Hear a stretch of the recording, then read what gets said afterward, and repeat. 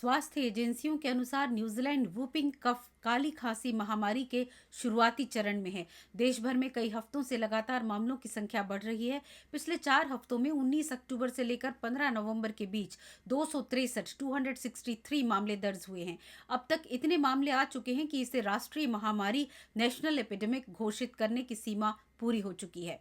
जिन शिशुओं का वैक्सीनेशन अभी तक नहीं हुआ है या देर से हुआ है, उन्हें गंभीर बीमारी का खतरा है।